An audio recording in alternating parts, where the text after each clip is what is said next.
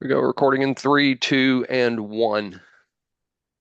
So Star Trek decided to make a kids show, except it's not quite a kids show, and it's animated.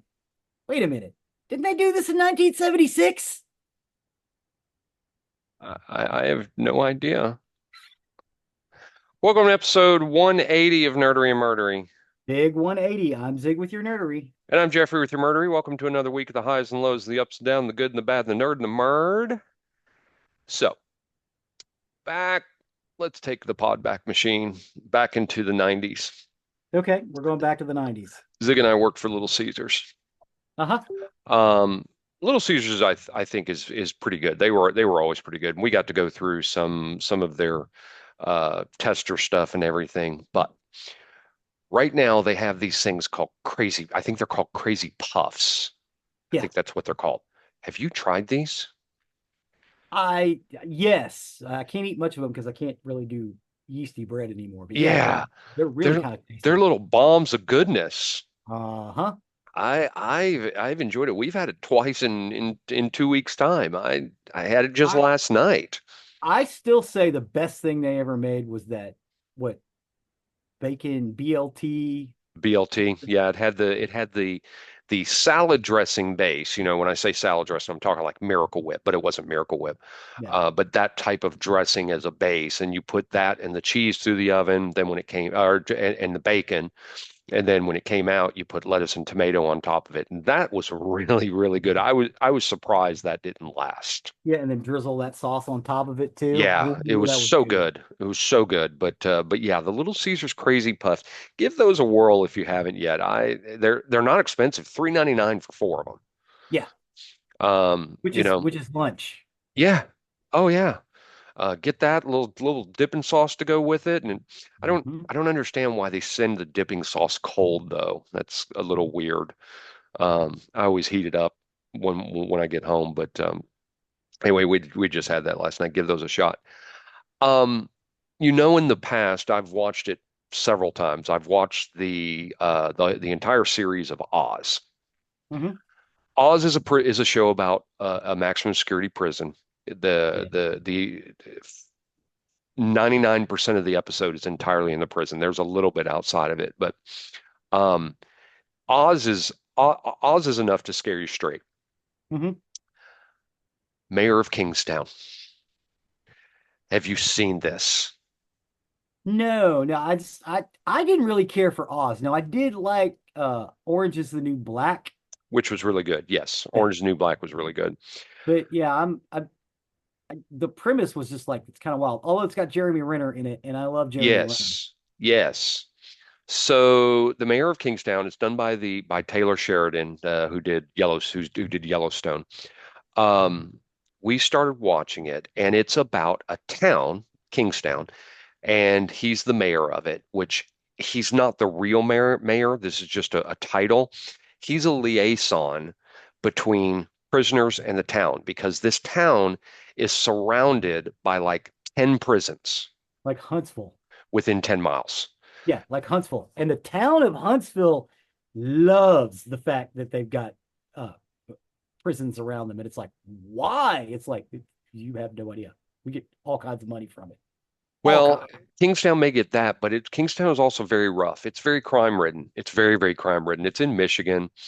Um, but anyway, we've been watching it and it's really good. Jeremy Renner is great in it. But Mayor of Kingstown scares me even more than Oz did of prisons. Wow. You don't spend a whole lot of time in the prisons. You spend some. Most of it is out in Kingstown with Jeremy Renner and the things he's doing as the liaison. Um, but it's just the stuff that happens inside the prison is just truly frightening. And I just don't see how anybody couldn't could watch this show and ever think they would survive in a prison. It's just Hmm. awful, awful, terrible. Mayor of Kingstown, big marks. Highly recommend it. Highly Okay. recommend it. 3 seasons. We've made it through season one, and are just about to start into two. Highly, highly recommend. So that is all I have. You got anything for us? Are you ready to kick off onto the nerdery side of the house? I'm kind of ready to talk about Star Trek Prodigy. All right, kick it off. Okay. So this is another one in our Star Trek series, Star Trek Prodigy. It's an American animated science fiction television series created by Kevin and Dan Hageman, and it's the 10th Star Trek series and debuted in 2021 as part of the executive producer Alec Kurtzman's expanded Star Trek universe. Prodigy is the first Star Trek series to specifically target a younger audience, and the franchise's first solely 3D animated series. It follows a group of young aliens in the 24th century who find the abandoned starship Protostar and learn about Starfleet. Brett Gray, Ella Purnell, Jason Mantzoukas, Angus Emery, Riley Alzariki, and D. Bradley Baker voice the young crew of the Protostar. Go back real quick. Purnell. Who did you say? Hmm? Purnell. You said the name Purnell. What was the name? Ella Purnell. From Fallout? Oh, oh yeah, Is that her? yeah, that's her. Okay. Um, you also get Kate Mulgrew, Robert Beltran, Robert Picardo, Jamila Jamil, and Will Wheaton also providing voices for the series. Kurtzman first mentioned a youth-focused animated series in January of 2019, and it was confirmed a month later. The Hageman brothers were set as creators and showrunners, and Nickelodeon ordered 2 seasons of Prodigy because they were going to be released on cable after streaming on Paramount Plus. First, Ben Hibben was announced as director and creative lead in August of 2020. The series was produced by CBS Animation Productions and Nickelodeon Animation Studios in association with Secret Hideout, Roddenberry Entertainment, and Brothers Hageman Productions. Star Trek Prodigy premiered on Paramount Plus on October 28th, 2021, and began airing on Nickelodeon on December 17th. The first season of 20 episodes ended in December of 2022. It received positive reviews from critics and won a Children's Family Emmy Award. I can say this uncategorically after watching this. Netflix has picked it up as well, so you can't see it on Netflix if you don't have Paramount. Um, this is a young, I want to say young adult show. It's not necessarily for small children. Um, and much like the Star Trek animated series from the 70s, it doesn't try to talk down to anybody. You know, it's still a pretty hardcore sci-fi show. Having said that, this is more oriented towards a younger audience than Can you tell where in the timeline this takes place? yes, yes. 2383, 5 years after the US Voyager returned to Earth, and at the end of Star Trek Voyager. Thank you. Yeah. So uh, in the second season, they join Admiral Janeway as warrant officers aboard the USS Voyager A on a mission to find the original crew of the Protostar. So what happened was Chakotay took this new ship out based on plans on transwarp, which allowed Voyager to get home. They built this Hmm. new ship. It took them about 5 years. Chakotay is the captain, and he takes it and heads back to the Delta Quadrant. Um, Something happens. You're not 100% sure what, but the ship basically gets stuck inside this cavern on a planet that's being mined by this bad guy. We'll call him a bad guy, who uses young people as slave labor to mine because they're mining other stuff besides just trying to get the ship out because it's like buried in the rock. Um, these slaves don't really so much do a revolt as jump in the ship and try to escape. So there's a group of them, and they're all different aliens from the Delta Quadrant. Some we've never seen before, um, and they are running. There's also a oh my god, the pig people from Star Trek.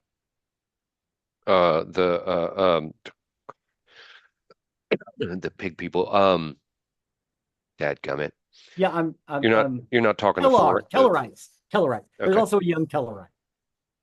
Nobody's really sure how he got there. Um, but yeah, there's a Tellarite as well as a bunch of aliens from, and they when they board the ship and take off, um, a hologrammatic Janeway pops up, but she's not a captain. She is an instructor. Like this ship was originally a vessel for training cadets. So basically, the Janeway starts training these guys, which is why you get other holograms from Voyager and other Star Treks popping up. Um, the USS Protostar is in the Tars Lamora prison colony, taking control of the ship. These freedom fighters learn to work together as they make their way from the Delta Quadrant to the Alpha Quadrant.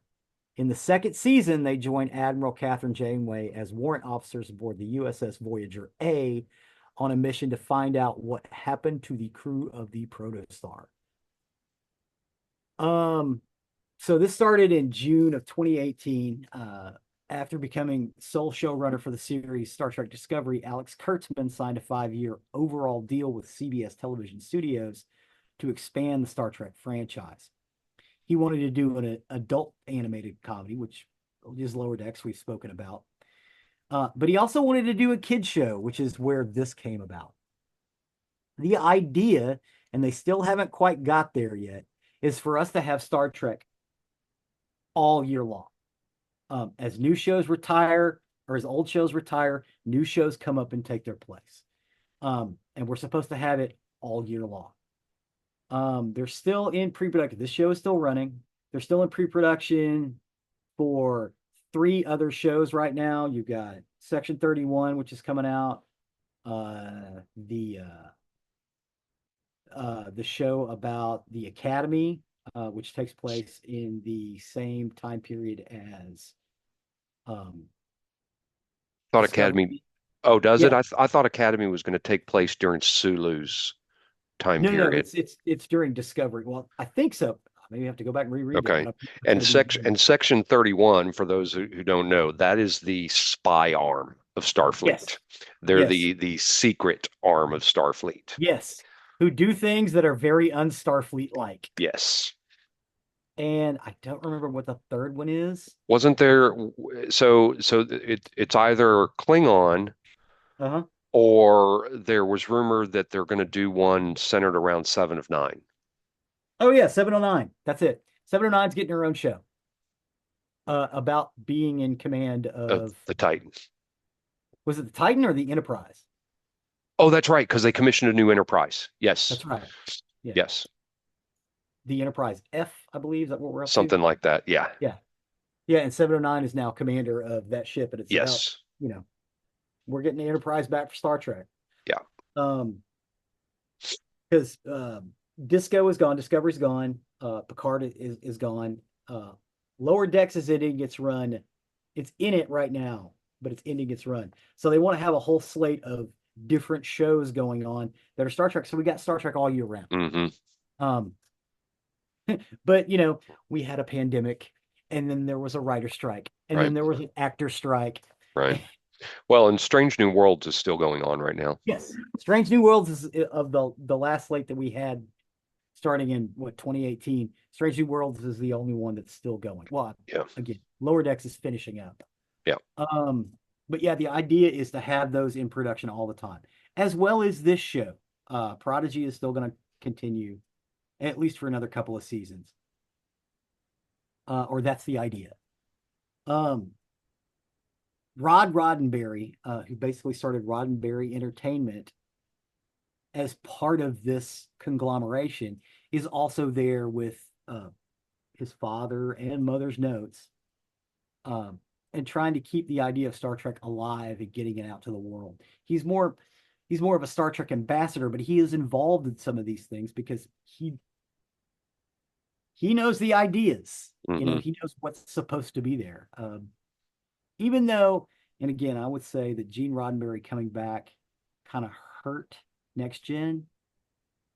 It wasn't so much Gene Roddenberry as it was his lawyer, because Gene Roddenberry was very, very sick.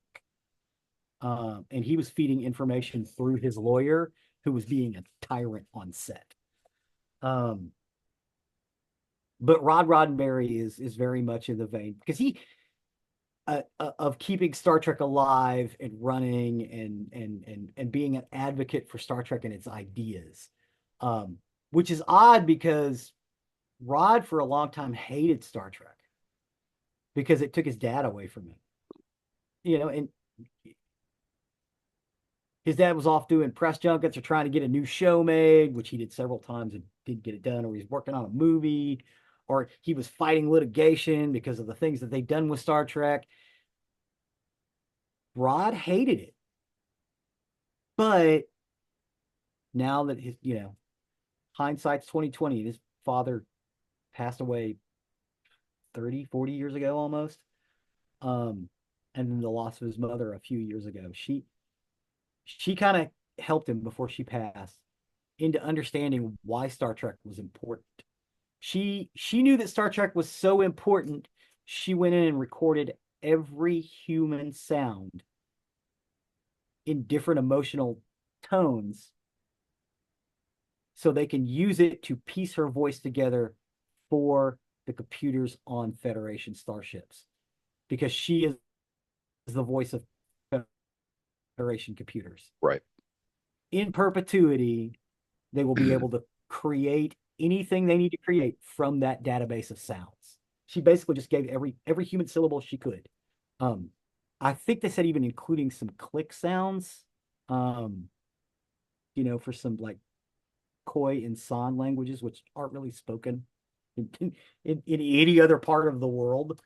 But they are human sounds, and sometimes you may need to pronounce something like Hosa, which you're supposed to click your throat when you say that. You don't just say Hosa.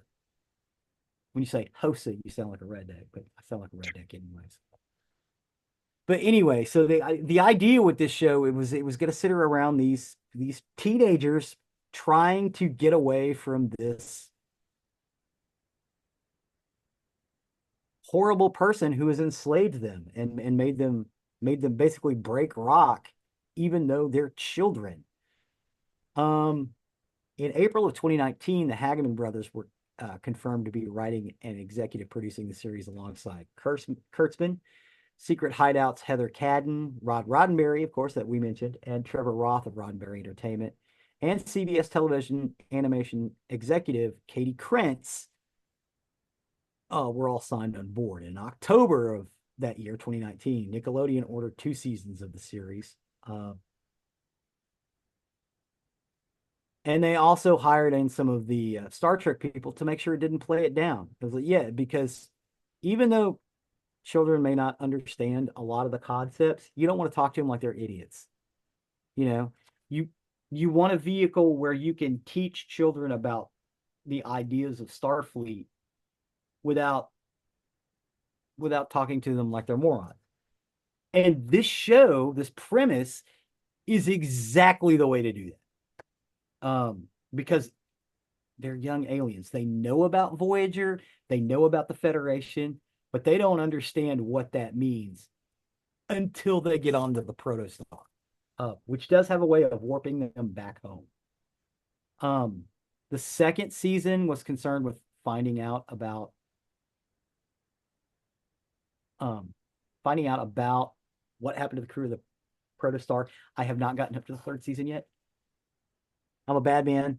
Um, but I also kind of wanted to wait until it was done.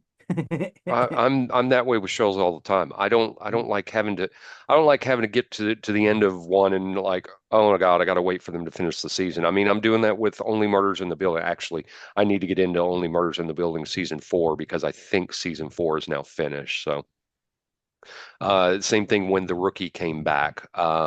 We gave it the full season before we dived back into it. Yeah, we're That's not supposed just to get new rookie until 2025, Yeah, I think so. I early think so. 2025. And that should be a longer season. This last season was shortened due to the strike. So 2 strikes. Yeah, yeah. yeah. Um, I love the way it opened with Cop Cuties.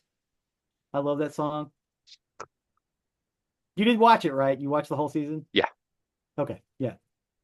But it was a wedding present, Yeah. even though he hated it. Right. But yeah, this idea of Voyager, it takes place in the 2380s, 2383 roughly. Um, after Voyager got home, Janeway was made an admiral because of basically time spent and the fact she figured out how to get back and forth Hmm. through long distances, which is very important. You don't just have to use the Bajoran wormhole, which Starfleet doesn't own. They're trying, but it still belongs to Bajor. Um, so she's made an admiral. She's like, we want to do a training mission because we can get them into the Delta Quadrant and make them learn. They can learn things. The Borg are no longer really a threat anymore. Um, they keep bringing it back, but honestly, Voyager killed the Borg. Yay, Voyager. Well, they did, but the Borg resurface again in Picard, so Yeah, yeah. Although I think they're a Borg from a different universe, which is weird. maybe. Yeah.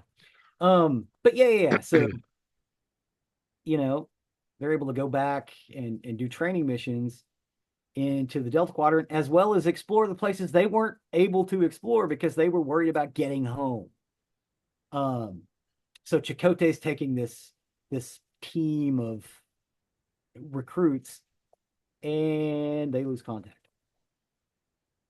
So these young guys pick up the ship. They're talking to the fake Janeway. The real Janeway has no idea this is going on until they contact her um, toward the end of the first season. Um, she has no idea that she is mentoring a group of people. Robert Picardo also reprises his role as the holographic doctor, which I love. He's also talking about doing some more stuff as well. Um, around that doctor. Like I think he's going to be in the Section 31. I can't remember if it's Section 31 or the Starfleet one, which takes place hundreds of years later. Um, but either way, I would like to see some of that because I loved Robert Picardo I did too. in Voyager. And again, Voyager is my least favorite Star Trek. Um, it's still Star Trek, it's still pretty good. But I thought the writing was weak. I think they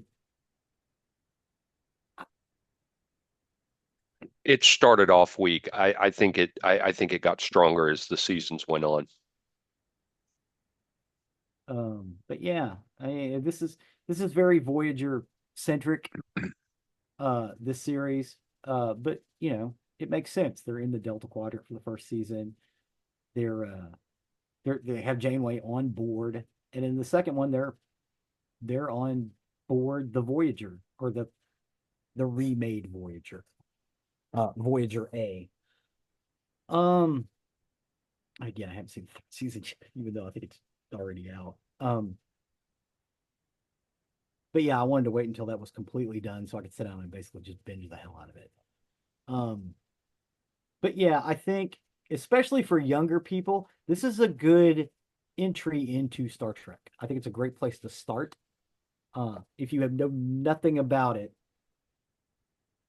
this is a good place to start. You don't think Uh, there's going to be too much from Voyager for them to not the way understand? not the way they put this, Okay. because you're all wrapped up in these young people, and their escape. And it's just like, oh yeah, Voyager was a ship from across the galaxy, and Janeway was the captain. And she comes up and says, "Actually, I'm an instructor now. I'm just a hologram of the captain. I'm here to help a crew of cadets. And since you guys are young people, I'm just gonna make you cadets. How's that?" And you know, because they can't run the ship unless she's involved because they don't know anything about it. Plus security lockout, stuff like that. They have to work with her and they have to basically take on the guise of being cadets. Um, but in truth, they really kind of want to be cadets. They don't want to be prisoners anymore. They don't want to be slaves. Um, no, and then you just kind of jump off from there. Um, I would introduce this is a good way to introduce teenagers to Star Trek. Hmm. Um, we had the benefit of growing up with the old series on. every day in our local markets, and most people did. So you could just jump in at any point because it was a Monster of the Week show and watch what was going on and kind of get the idea. And then you get Next Gen, which was a little less Monster of the Week, and then you get Voyager and Deep Space Nine. That stuff's pretty heavy. You kind of really needed to know about Star Trek before you jumped into that stuff. You could figure it out, but no, I think if you got a young person, they want to figure out Star Trek, have them watch this because they're only half-hour episodes, and there's not that many of them. So yeah, I can highly recommend it. It's beautifully done. Again, it is from the perspective of young people, so it is young people-ish. It's for younger folks. That's not to say a Star Trek fan can enjoy it. But yeah, that's about it for Prodigy. Cool. Awesome. Well, give Prodigy a watch. Let us know what you think about that. This is another in our long line of Star Trek series going chronologically. What's next? Is Picard next? What's Yes, I think so. next? Yeah, I think Picard is next. Okay, Yeah, I think. cool. No, wait. Have we done Picard already? If we did, we're kind of out of order, aren't we? Because No, Picard takes place way after Voyager. no, We need to no. Hold on. no, no, yes, no, no. Yes, no, no, no. I thought we had already done Picard. Well, like We I just said, did if Lower Decks was the last one we did. yeah, yeah, Picard takes should take place after this. I mean, if we've done Picard, we did it out of order, so we should be doing Picard. Um, and then that's really kind of the end Yeah, of until our the new line. stuff comes out. So, Did we do? We haven't done Strange New Worlds yet. oh, we should have done that much earlier. No, no, we're doing it in release date. Well, then maybe we have done Picard. We did do Picard. Okay, Yeah, okay, I'm we sorry. We're doing Star Wars in chronological order. yes, we were That's doing Star there, Wars in chronological order and Star Trek in and in Doctor release Who in date. chronological order. Okay, I got confused on that. Yeah, Okay, when I started doing Star Trek, I didn't think of it that way. I thought, oh, we should do it as they were released. gotcha.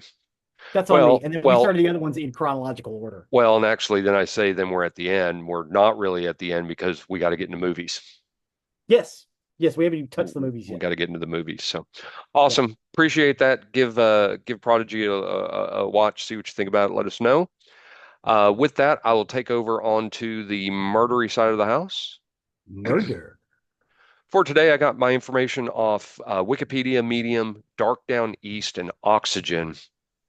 And this is the story of Daniel LaPlante. Daniel LaPlante. This is a disturbing young man.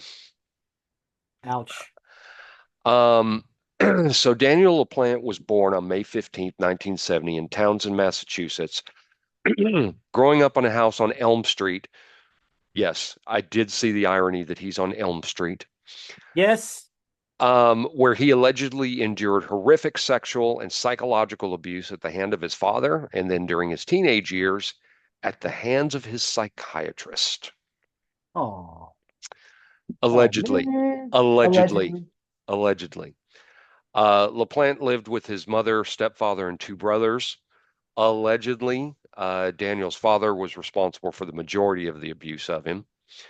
His family's home, including the plot it was on, was a massive old junk and old cars, the epitome of it uncared for and unkempt. He attended North Middlesex High School, where he was described by other kids and staff as a loner and not particularly friendly. Some of his classmates described him as creepy and weird, while others described him as antisocial and violent. By the 1980s, a neighbor had noticed and grown worried about Daniel's constant trips into the woods behind his house. The Boston Globe newspaper reported the neighbor saying, quote, "You'd see him walk out there by himself. That's the only place you would see him, the woods." He was diagnosed with ADHD by the same psychiatrist who allegedly was sexually abusing him. Daniel became the local neighborhood thief by the age of 15. He broke into local homes during the evening, stealing the owner's valuables, and when that was no longer a thrill, he moved on to mind games. He not only began leaving things behind, but would also move items in his neighbors' homes to scare them or think they were going crazy. Other times, he would move items around in such a way that made it obvious someone had entered their property, but not so much so that it was immediately obvious. In 1986, his mind games turned to creating intense fear when he became obsessed with 15-year-old Tina Bowen.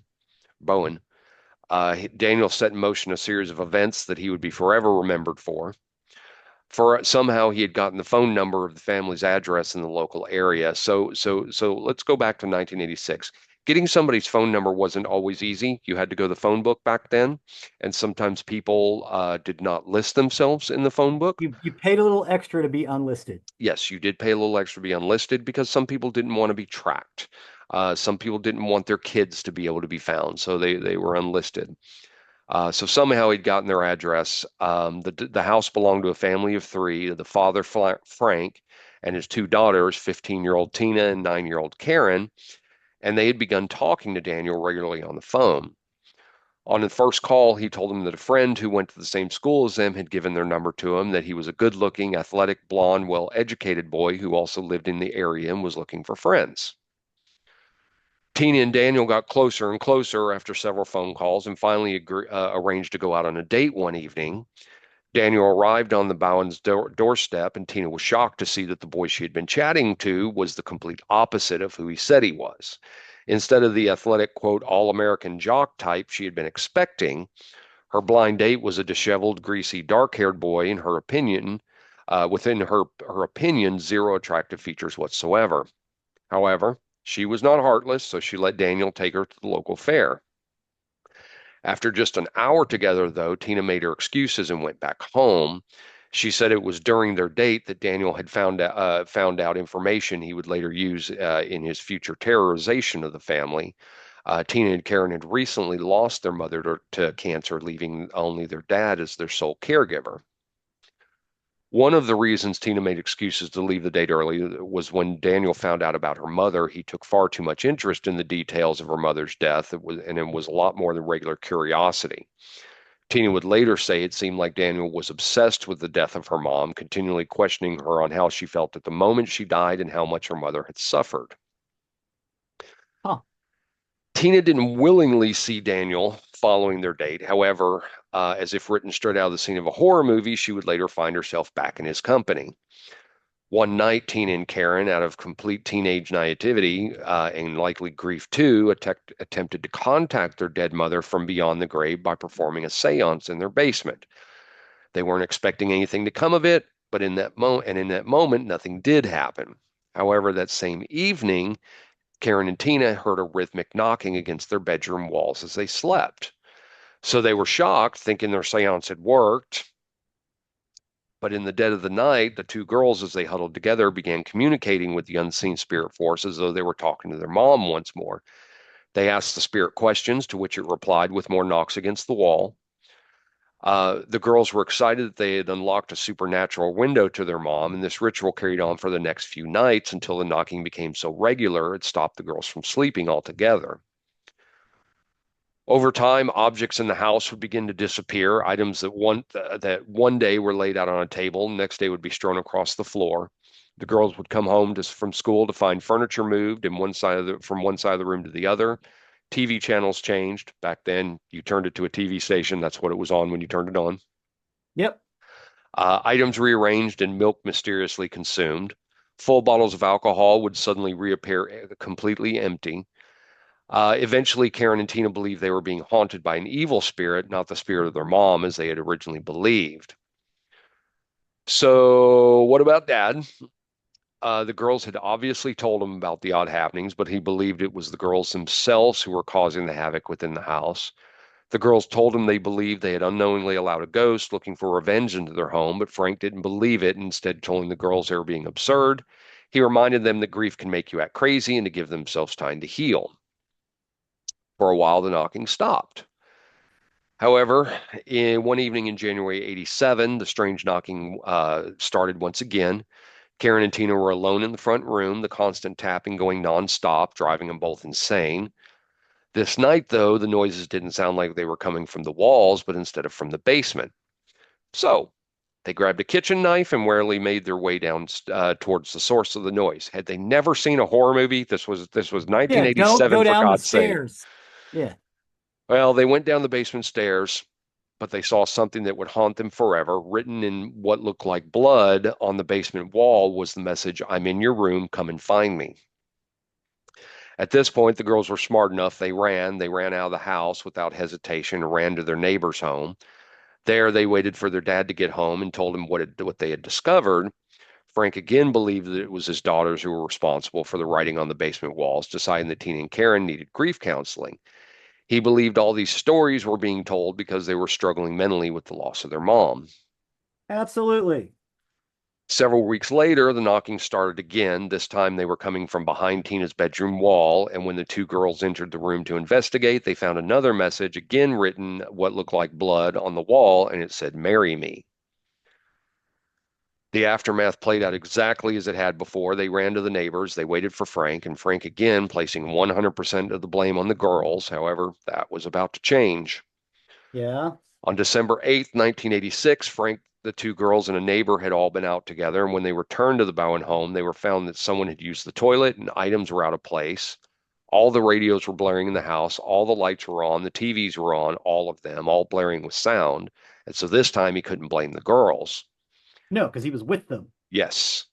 He searched the house and they found an intruder hiding in the closet. There was a young man with dark spiked hair, a painted face, and was wearing a hairy jacket. Now, reports on the internet was that he was wearing a dress belonging to their deceased mom, but an article written in the Celtic Sentinel by police officers who responded to the scene said that simply wasn't true.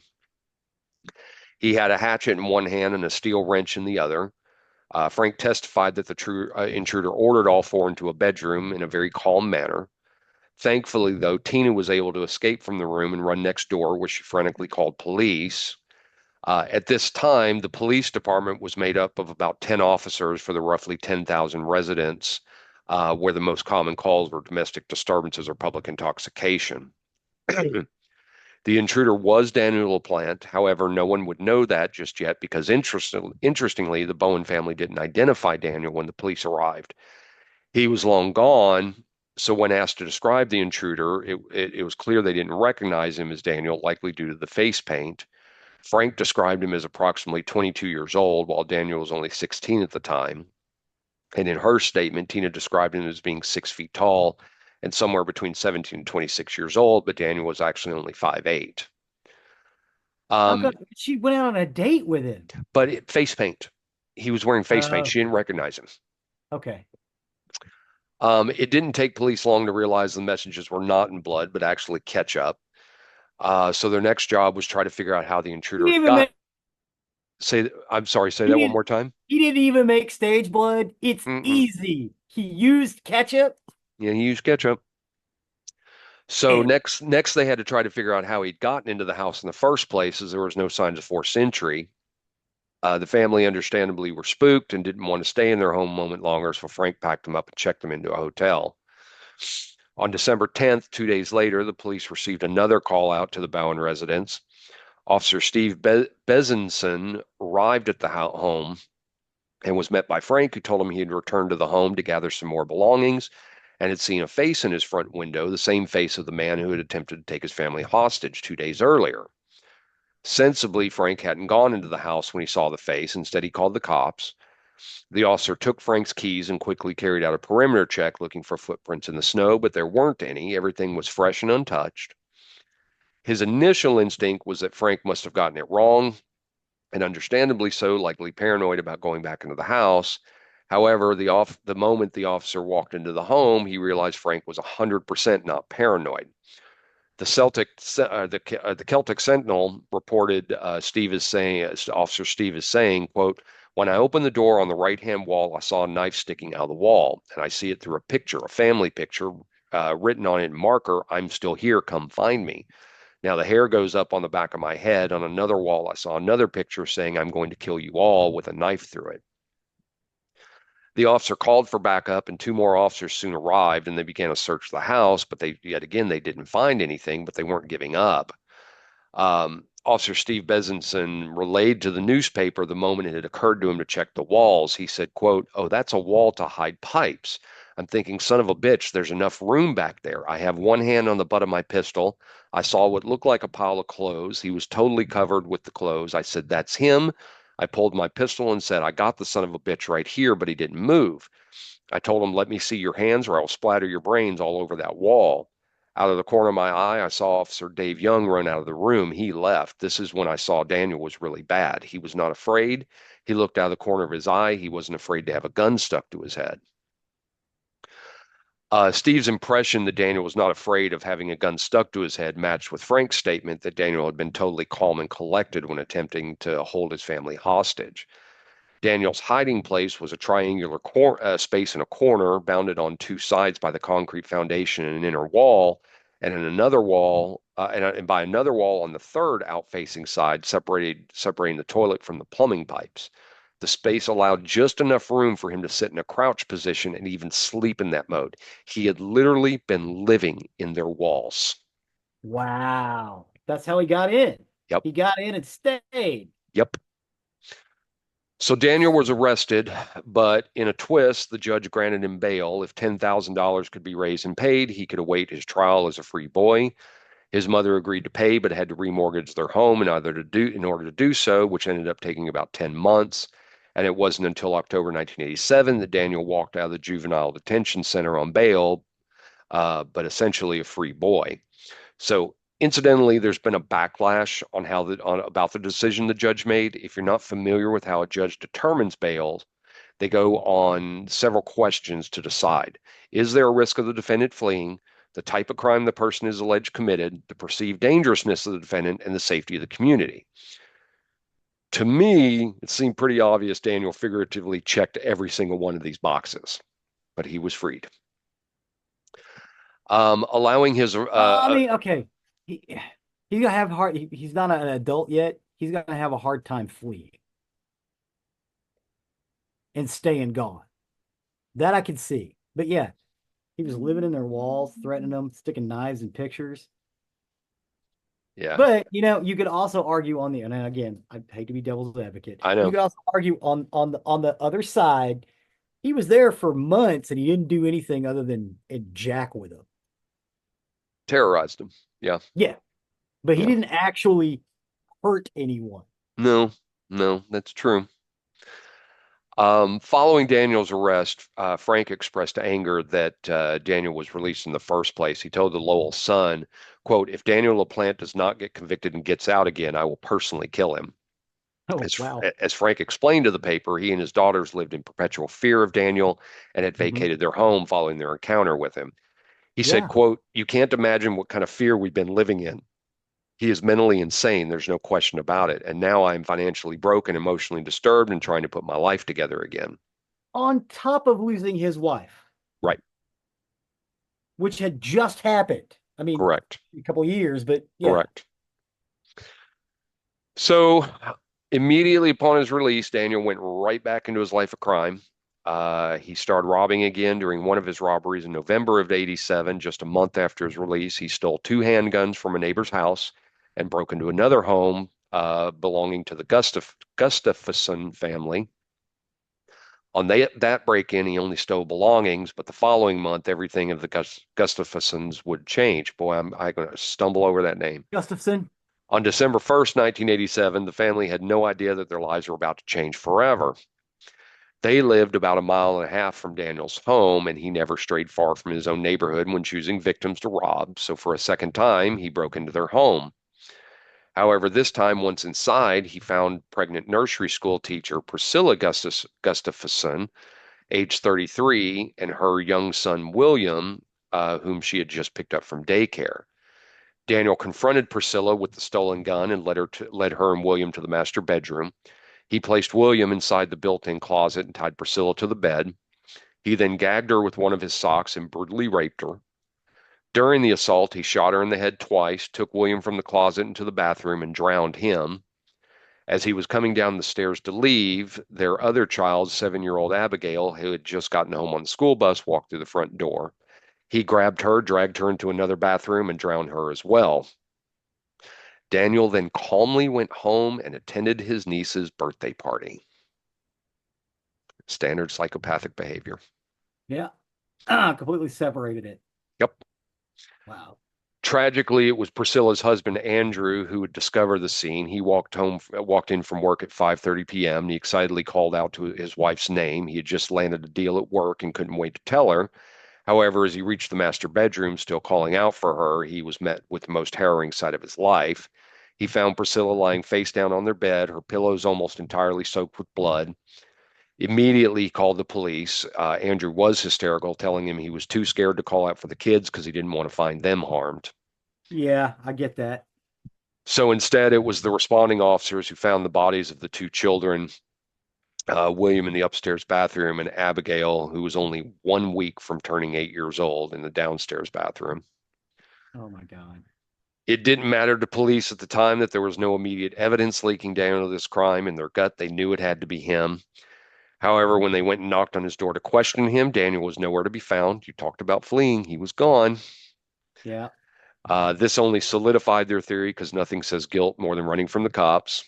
Well, and they have every right to pick him up now because he's not where he's supposed to be. Correct. He's out on bond. Correct. But knowing now that Daniel had a gun, he was classified as armed and dangerous. Police realized they needed to act fast. They set up a manhunt, distributing the only photos they had of him, which were his mugshots from his previous arrest. They set up their perimeter at the entrance of the woods near Daniel's home, which is the same woods from the start of the story. Hmm. So he had that unhealthy obsession with visiting the woods. But I next, I spent I live by woods. I spent a lot of time in them too when I was young. Well, all the way up into my till my folks moved out of that house. I would go over and just go hang out in the woods for a little bit because I was comfortable out there. That I get. well, what happened next is even more chilling. Lynn McGovern was going home, and upon her arrival, she felt in her gut something wasn't right. She had been out running errands, and when she pulled in her driveway, she saw police setting up their perimeter. She went to get out of her car, but something stopped her. She said she had an uneasy feeling that washed over her about going into the house. She sat in her car for about 10 minutes trying to shake the feeling.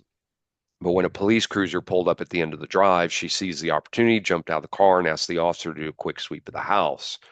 Thankfully, he did, because this most likely saved her life. The minute they walked in the house, they heard a noise upstairs.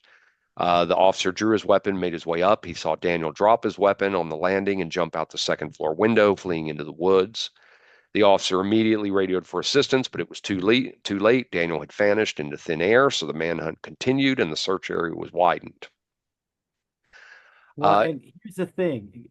Again, growing up next to some woods, if you don't know those woods, you're not going to find somebody who right, does. right. Well, darkness had fallen, so the police decided to head back to Daniel's home on Elm Street.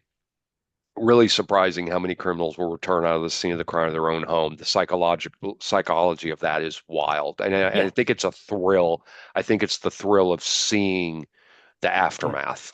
I get to go home, get something to eat, get something to drink, watch all this go, and then I can slip out into the night. Maybe. Yeah. I So don't know. It's yeah. weird. It really sounds like I'm sympathizing with this kid. I am not. No, no. No. I'm just Um, trying to understand motivation at this point. as police pulled up, they heard a woman screaming hysterically. There was a woman named Pam who was the source of the screams, and she was inside her neighbor's Ed's house. She had returned home to 17 Elm Street and found a man with a gun inside and knew immediately it was Daniel LaPlante. At gunpoint, he told her she was going to drive him out of the area. It's almost hilarious if it wasn't so terrifying. He told her this, that she had to drive him because he only had his learner's permit. Uh-huh. However, as they were leaving, Pam's landline rang. Daniel told her to pick it up, which she did. The call was from a relative, warning her to stay vigilant as Daniel was on the loose. She wasn't able to tell the relative he was pointing a gun at her, and she thanked him and hung up. Daniel then had Pam drive out onto Elm Street, where she noticed her neighbor Ed outside. They drove a bit further, and Pam knew it was now or never, so she slammed on the brakes and jumped out of the car. Thankfully, Daniel didn't follow her, but instead he raced away, driving the car himself this time. Yeah. Well, probably recovering from the nosebleed because I guarantee it's 1987. They weren't wearing seatbelts. Probably not. They didn't make us wear them here until like 1988. Right. Um, Almost comically, he couldn't have picked a worse getaway vehicle. Pam's vehicle was a bright orange van with a pop top and two huge for sale signs attached. Yeah. Oh, one of those Mary Milers. You're right. They put a bolo out to be on the lookout, and the car was spotted. They closed in, but Daniel got out and ran. And knowing he could hide even the smallest of spaces, police checked anything and everything and eventually found him curled up inside a dumpster. So Daniel was arrested for a second time, and thankfully, despite a psychological evaluation revealing he was suffering from a multitude of personality disorders, he was sentenced to Uh-huh. 3 life sentences in October of 1988 for the murders of Priscilla, William, and Abigail. He showed no remorse for his actions throughout this trial and sentencing. However, he didn't sit quietly in jail and live out his days behind bars. From 88 to 2014, he attempted to sue the court multiple times for violations of his rights. In one case, he claimed the prison system violated his religious rights, asserting he was now a practicing Satanist, and he argued that he required sufficient materials to carry out certain satanic rites, but had been denied those by prison officials. You mean like knives? Yeah. Probably. Yeah. Knives they call them. Sacrifices, Yeah. who knows? Yeah. In 2017, it appeared he was finally ready to admit his actions while I appealing. guarantee you there are Satanists out there going, no fucking way this guy's on our team. Right, right. While appealing for a reduced sentence, he made the statement, quote, "Words cannot fully capture what I have done. I murdered 3 innocent people. Because of me, a 5-year-old boy will never turn 6.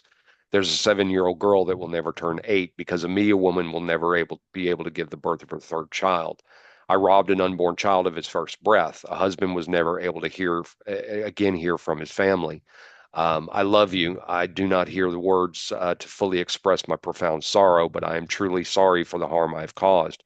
From the very essence of who I am, from the depths of my soul, I am sorry." So, you kind of have to judge for yourself. Are these the words of someone who really regrets his actions, or are they just the words of a manipulative, deluded monster who wants to say anything to be released? You kind of have to decide for yourself. I don't know.